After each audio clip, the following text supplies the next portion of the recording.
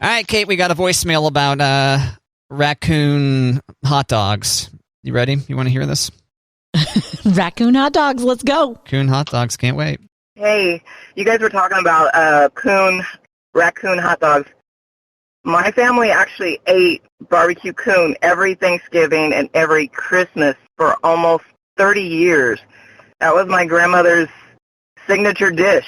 She had somebody catch a raccoon, and she would put it in the crock pot, and we had barbecue raccoon every year up until she passed away. So it's actually pretty good. Tastes like barbecue roast beef. So I just thought I'd let you know. Oh, well, thank you for letting us know. That's a great voicemail about barbecue raccoon, not hot dogs. Matt, Mm-hmm. I have so many follow-up questions. Okay. And so I would encourage any of our listeners that call in with feedback on things that we talk about, like barbecue raccoon. Maybe leave a contact number, an email, something, and we will not say it on the air as much as I'm going to email and call you back and be like, wait a second, I got questions. And not in a condemning or a criticizing way. I've got a lot of questions, Matt. Okay. What kind of questions? Question number one, your grandma sounds like a lovely lady. That's not a question. Yeah. Question number one is your grandma would have someone catch a raccoon. Now, I mean, they would have to be like catch a raccoon, not just find one on the side of the road, because you got to make sure it's like fresh. But like, my follow-up question sounds really brutal, but who killed the coon? I mean, did you just give it some sleeping medicine? I mean, you don't want to shoot it because then you're going to be tasting it, right? Tasting what? The bullets? The bullets are left. I don't think so. Don't people eat animals all the time that they've shot? Yeah, but do you eat it's a big animal. If you shoot a deer with a gun, right? You're not always eating the place where the bullet went, but raccoons, it's a little guy. Nah, I think some of them, I take that back. Some of them can be big old fat suckers. You just get the bullet out of there. You're fine. Yeah, there's not going to be any remnants. It's not like a frying pan. Like catch the coon and hit him on the head with a frying pan. I don't think this is an animated TV show, but yeah. I know. Okay, does somebody get to keep the tail? Do you make a coonskin cap? Yeah, some good questions. Do you have like a tail of every coon that you guys had for all these family dinners?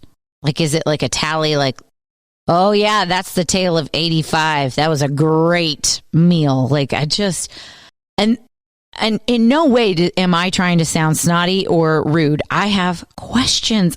She said barbecue roast beef, which I like barbecue roast beef. That's what it tastes like. She said that raccoon in a crock pot, as prepared by her grandmother, tasted like barbecue roast beef.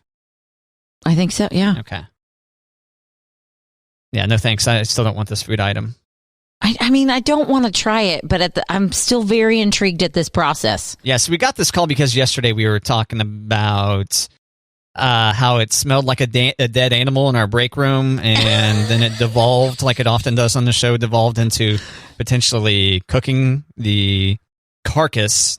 You corrected me when I said corpse. Yeah. Cooking the carcass on our grill, because I think there's a propane grill in our garage here at the radio station. And spreading that delicious barbecue aroma around the city of St. Joe. You know, people are like, that smells fantastic, you know. Overpowering the bandana barbecue smell, you know, from bandanas right over there on the other side of the the Drury fence here. If you're like, I want to follow my nose that direction, and they come on over and look at that, we're cooking up hot dogs made out of raccoon. I don't know if they would. And then we get this feedback about someone's grandmother cooking for 30 years. Is that what it was? I think so. For 30 years having crockpot raccoon, barbecue raccoon. No, come on. You've got a perfect opportunity to be alliterative. Okay. Crockpot coon tonight, kids. I've got questions. And I love when we get calls like this. Like feedback from, hey, we had crockpot coon, you guys. Not just, coon hot dogs, but I've got a lot of questions. Is it a Casey masterpiece? Is it a homemade barbecue sauce? You and your Casey masterpiece. Come on.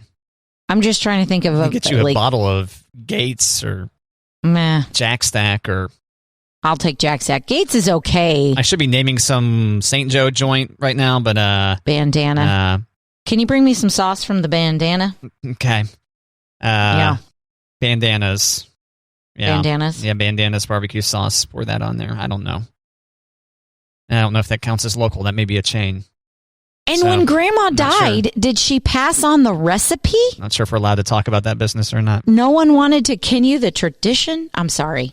I'm still in the questioning phase of Crockpot Raccoon. Say it like a Nebraskan. Crockpot Raccoon. It sounds like you're up for this. I mean, you're asking for so many details. It sounds like you are, pardon the expression, game for this animal. Yeah. I'd like to see the Diners, Drive-Ins, and Dives episode of this, how they prepare the raccoon and the time that goes into preparing the raccoon before it goes into the crock pot. The guy with the frosted tips?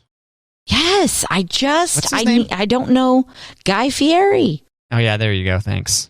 I don't know if I'm ready to, taste it as much as I'm just curious about start to finish process of this meal. And they'd have it Thanksgiving and Christmas, as she said, until Grandma died. And I want to, why didn't they continue on?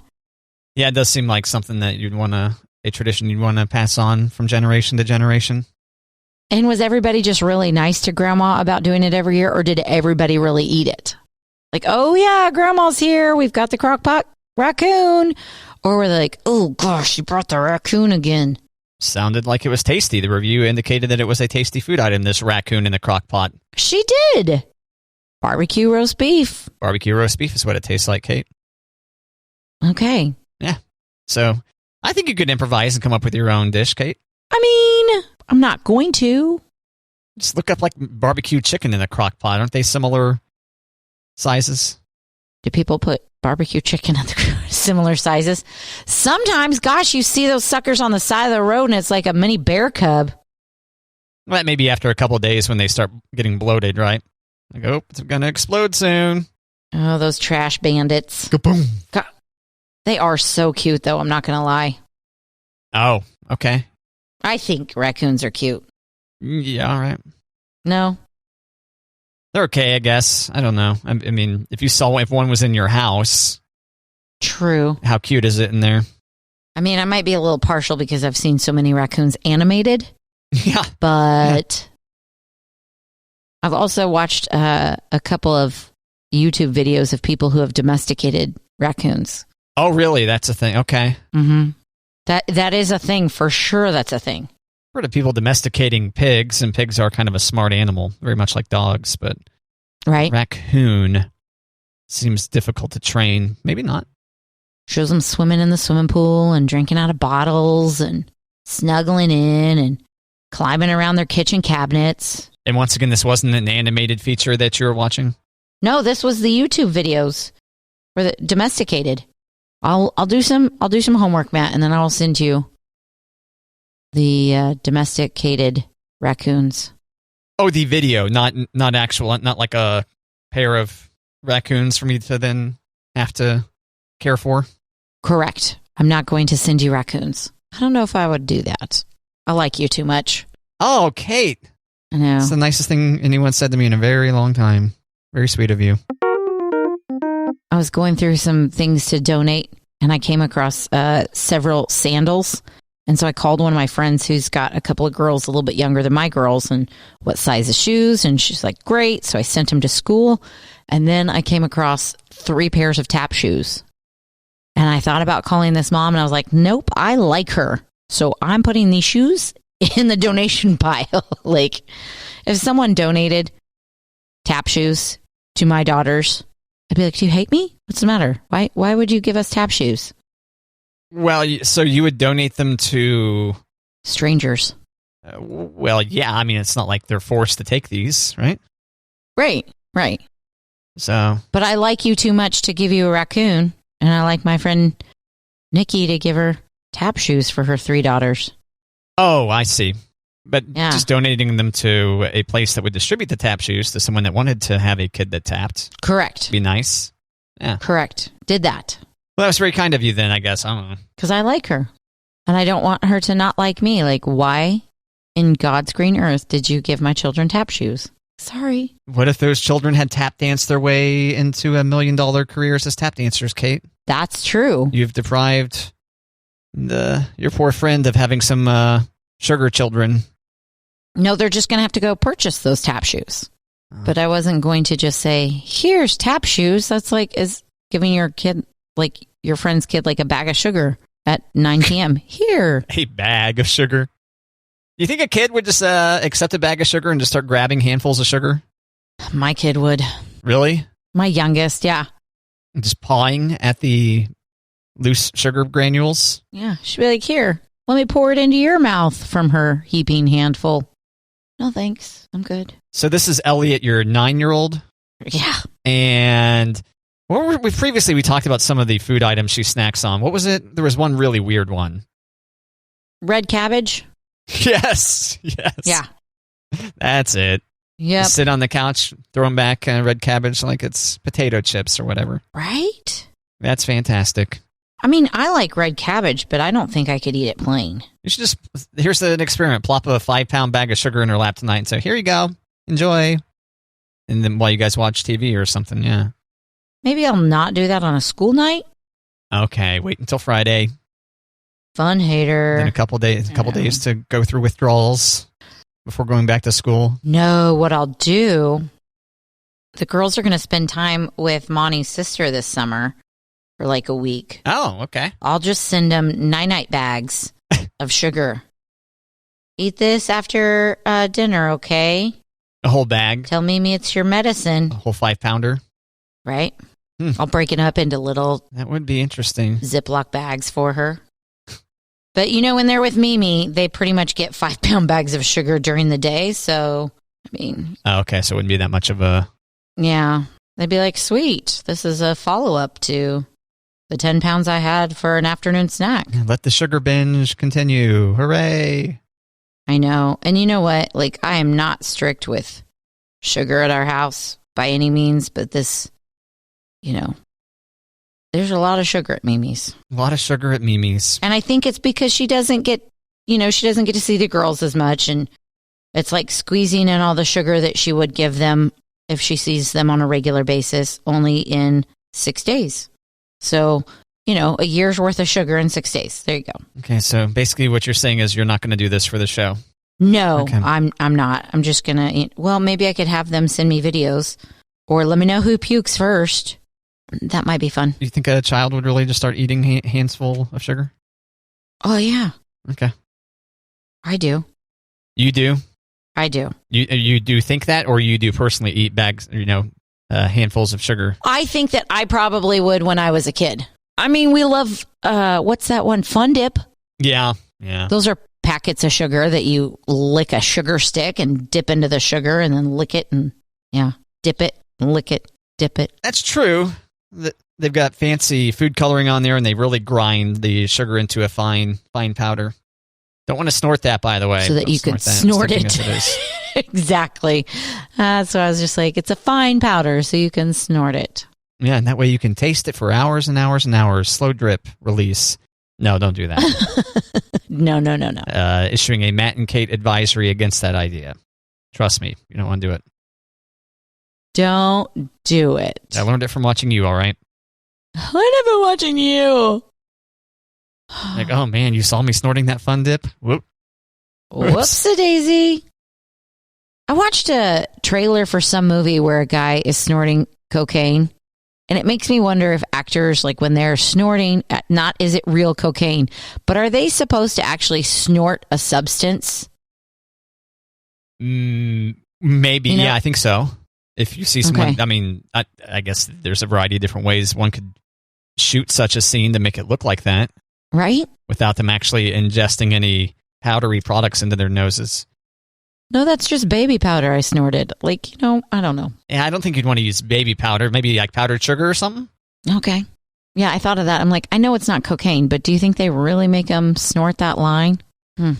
I bet for a lot of actors that they'd say, I'm sorry, you have no choice but to actually do this. I'm a method actor here, True. I know Daniel Day-Lewis is retired, but, got to address him as Mr. Lincoln on the set, Kate. I was going to say, but back in his days of Mr. Lincoln, he did his own legit snorting. Or President Lincoln, yeah. Just like Lincoln did. That scene from I think that was the director's cut. I don't think that was in the theatrical release.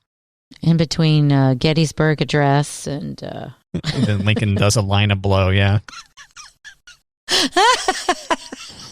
That just tickled me funny right there. Lincoln does a line of blow. It's like you got residue in your beard, Honest Abe. And now people are doing blow with Lincoln.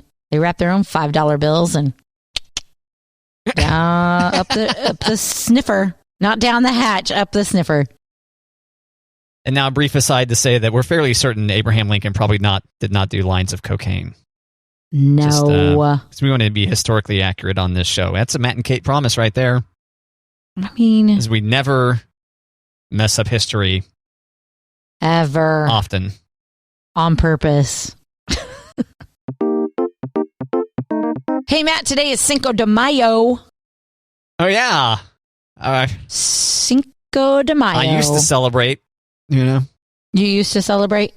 Yeah, because I think for the right age of person, I mean, for a lot of people, it's just about your friends group, I guess. For me, yeah, there was a time I would say in my 20s where most people were up for it. Like, hey, you guys want to get together for Cinco de Mayo? Like, hell yeah, any excuse to drink, let's do it, And now I'm like, I got an 8:30 bedtime to maintain, and I don't want to wreck my quality of sleep by having a bunch of margarita in me. Not that big into tequila midweek? Okay. Yeah, how about you? Are you going to be doing shots?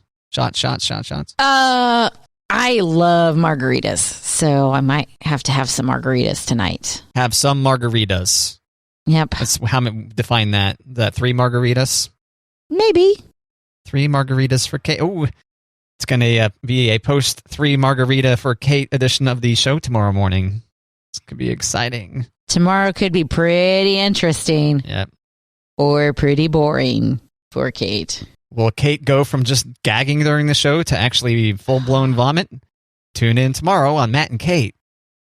Or just sleeping under the counter. Or is Matt doing the show solo tomorrow? It will be another thrilling edition of Matt and Kate when we find out when you join your heroes tomorrow on Matt and Kate. But Cinco de Mayo, it's called Anniversary of the Battle of Puebla. And it's celebrated in parts of Mexico and the United States in honor of a military victory in 1862 over, can you name the French force leader? No, come on. Yes, you can. You can. French force leader, 1862. What? I gave you all the code words. I gave you all the clues. You're going to get it. I know it. I have faith in you. You're trying to get me to name some French historical figure? Mm-hmm. Is that what you're doing? The major French historical figure. Depardieu. For this time period. No! 1862. French leader. He's full of dynamite. Yosemite no. He's full of dynamite. Yep. You're going to kick yourself when I tell you. I give up. Napoleon. No, I thought Napoleon was longer ago than that. No. Huh, okay. Napoleon Dynamite, get it? I get it now, but... Yeah.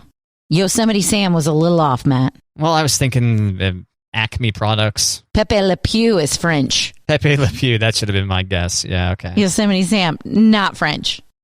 Isn't Yosemite Sam Sam Houston? Isn't he supposed to be Sam Houston? No clue. I don't know who Sam Houston is either. Okay. You're exposing lots of holes in my knowledge today, Kate. Okay. This has been a very humbling edition of Matt and Kate today, where Kate asks me all kinds of questions to which I am clueless. And then she laughs and she laughs and laughs at my stupidity. I see how it is, Kate. I get it. History lessons with Kate every Wednesday. Got me. Nope. Don't make any guarantees like that. Really, Sam Houston, though? Nothing? No bells ringing? This has already been the most stressful segment of the show that I've experienced with you, Kate. To repeat it every Wednesday? Come on. I mean, I kind of thought Napoleon was a gimme. Let's make Matt look like a stupid idiot every Wednesday. Tune in this time next Wednesday to hear Matt sound like a moron. No, educate the education of Matt. Maybe that's it. Not the embarrassment of Matt, the education of Matt. And to be fair, Matt, I know 0 French leaders in the history of France except for Napoleon and Marquis de Lafayette, who is a major character in the American Revolution with Hamilton. So can you really base my Revolution knowledge on a Broadway musical called Hamilton? So, maybe. I don't know. Marie Antoinette, she's French, but she wasn't a military leader. She said, let them eat cake. I'm just pointing out that I don't know much about French history, but I kind of thought Napoleon was it's not making me feel like less of an idiot. So, yeah. Oh. So, my bad. Now I'm at Napoleon's Wikipedia page. Yeah. He's wearing like a jumpsuit or something here. How tall is he? Showing off a fupa. How tall is it? Wasn't he actually taller than the average person? Wasn't that like the story didn't come out that he actually wasn't short? I've never heard it disputed that no, he was taller. I've always heard that he was like a little guy and he could fit in your pocket. Napoleon height Snopes. I'll search Snopes for this. Well, there's one from Ripley's. Snopes doesn't come Believe it or not. Okay, from history.com. And I know history, this is based on the History Channel that also has specials on aliens. So that's something to keep in mind here. In fact, he was probably of average height. According to pre-metric system French measures, he was a diminutive 5'2", but the French inch of the time was 2.7 centimeters, while the imperial inch was shorter at 2.54. 3 French sources, his valet constant, General Gogard, and his personal physician Francesco Antomarchi, said that Napoleon's height was just over 5 peds 2 pouces. 5 foot 2 inches. Applying the French measurements at the time, that equals around 1.69 meters, or just over 5'5". So at 5'5", he was just an inch or so below the period's average adult male height. Wikipedia says 1 meter 66. And this one said 1 meter 69. 1.69 meters. Do you know how many inches there's 0.69 meters? Mm-mm. Okay, then what's your point? I was just saying it's different. Oh. That yours said 6'9" and this one said 66. I wasn't going to say, okay, convert them now. I was just saying there's different reports between Wikipedia and, what'd you look up? History.com? Yes. So I'd probably believe yours versus Wikipedia because Wikipedia, anybody can change it, right?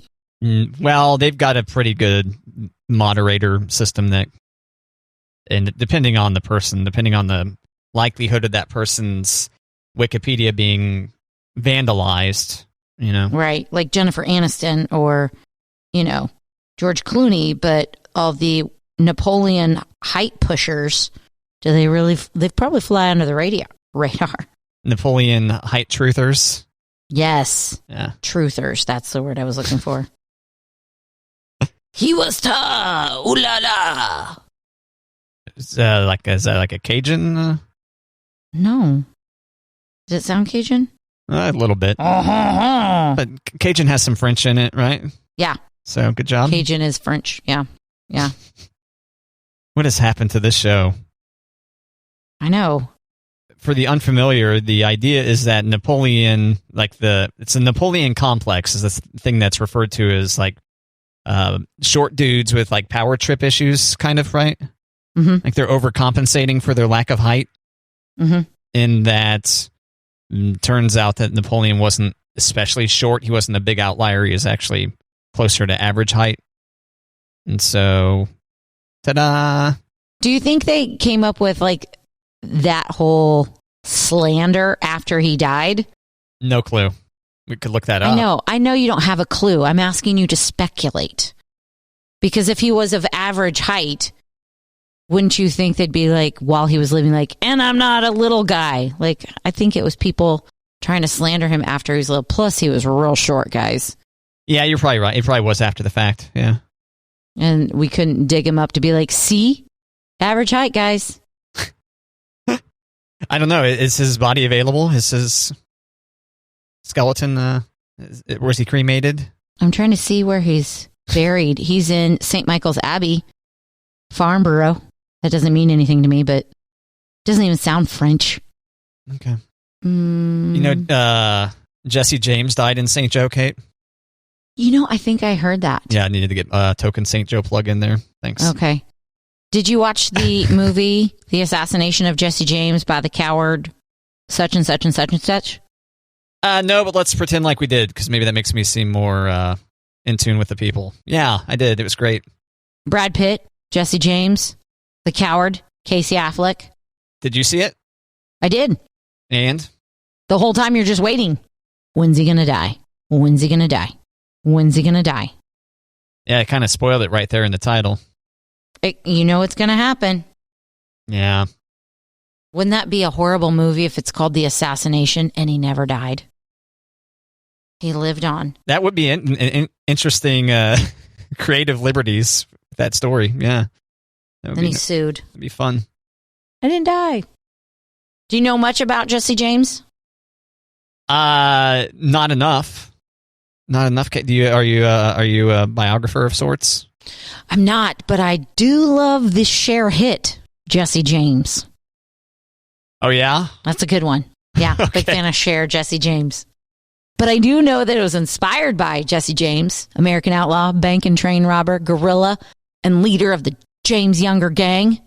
Oh, just like Jesse James. Okay, yeah, I've heard that one. Just like Jesse James. Oh, love me some Cher. Oh, you sound just like Cher. I do a mean Cher impression. And it's interesting that you chose today to dress up as her. How did you know that she would come up? Woo! After like a brief aside about Jesse James. So I know. Every day is Cher day for Kate. Do you believe in love, Matt? No. No, still, do you believe in life after love, right? Isn't that What's the name of the song? the timeless question? I don't know. Do you believe in love? Is it really? Oh, okay. Actually, it's called Do You Believe? Oh my gosh, Kate. Okay. I know. So what's I mean, if you're going to correct me on Cher, come at me, bruh. Just kidding. I didn't know it. But you just corrected yourself incorrectly. I know. I had Googled it before you could to say, Matt, that's not right. But then you started speaking a bunch of falsehoods. But I love Cher. There's nothing false about that. No, about the song title, right? Do you believe? Yeah. Do you believe? Do I believe? Just in Do general? you believe? In general. I have a variety of beliefs, I suppose. Yes, I do believe. Okay. Are you a believer? Sometimes, yeah. Right now with the dreadlocks? I don't know. I don't know about that look. Yeah, it's not my favorite. I don't know if he deserves to be slammed for cultural appropriation or not, but I don't know if that's the best look for him. Yeah, I think he's pulled off better looks. Yeah. I think he's pulled off better looks for sure. Yeah, stick to the shorter do. Rock the shorter do. And no shirt. And then there you go, Justin. You got your look. There it is. Yeah. And You're welcome. Be careful. I'm worried about that face getting full of tattoos. I know. Don't do it. I won't get my hands tattooed. Don't worry. That way you can still enjoy my pristine hands when I'm wearing a fine suit or tux. But that face, like they're creeping up his neck, and he's already had a couple miniature ones on his face. Kind of like weeds growing. It's going to spread. Yeah, maybe. It's going to spread. He doesn't have the I killed someone teardrop yet, though. So that's good. Not yet. That might be concerning if you were to get that. Although I think plenty of people have tattoos like that haven't committed murder. They just want us to think that they committed murder? Or they weren't aware. Like, ooh, you know what looks kind of cool is people that have that tear on their cheek. And then the tattoo artist didn't have the heart to break it to them. So I don't know. Who doesn't know about that? I don't know. You've surely encountered some people that aren't altogether informed on a variety of different issues, right? I mean, isn't that the job of the tattoo artist to be like, so you killed someone then, right? Might have needed to pay some rent, and didn't want to question it and end up murdered themselves. Come on. Right? Don't kill me. Yeah, I guess we really need to talk to a tattoo artist to find out what would you do if someone came to you and asked for the murder teardrop tattoo on their face. I think we should do a field trip on like the most popular night that Mhm. people get tattoos, and just ask people about their tattoos that they're about to get. What's the most popular night to do that? Do you know? I don't know. I would assume a Friday or Saturday night. I thought maybe New Year's in Vegas or something like that. I don't know. Well, I'm just thinking like Liquid Courage. It's probably not a Tuesday night. Let's go get tattooed. I had Ted's 24-hour tattoo shop. Right? It's on the south end of town. It's on the South Belt somewhere, I think. FYI, if you're looking to hit up that joint. Yeah. Very nice guy. 24 hours. Very nice guy. Yeah, the only 24-hour tattoo shop in town. That is totally a legit operation, and I'm not just making it up as we speak right now. Yeah. Sarcasm alert. Beep, beep, beep, beep. Plastic surgeons say that Mother's Day has a jump in Botox gift certificate sales. Oh, yeah? That seems... Yeah. I don't know about that present. Okay, how about this? Ashley Madison, you know, the dating site for married people? Yeah. They say the day after Mother's Day is their second biggest day of the year for female clients. Oh, okay. They say on average 3,000 women sign up for Ashley Madison services the day after Mother's Day. So we are to infer that this is a mother who has been let down by her husband's Mother's Day attempts, and thus then starts cheating with another married person. Because that website is for married people to cheat on their spouses with other married people, right? See, I thought it was just married people to cheat, but I didn't think it was just like married people to married people. But why would you get on there if you weren't a married person? Well, you're the married one. It seems like you should be the one that knows. Right? I think so, yeah. I've never had a bad enough Mother's Day that had made me want to join the dating service for married people, though. So, Oh, I can't wait until Monday show. I know. Company reps say the top reason married women cheat is inattentive spouses that make them feel unloved and unappreciated. And Mother's Day is just the straw that breaks the camel's back. They're like, well, that's it. I'm cheating now. I added that last part that was not from the company reps. So listen in on Monday's show as we'll ask you, the listener, to help us fill out Kate's Ashley Madison dating profile.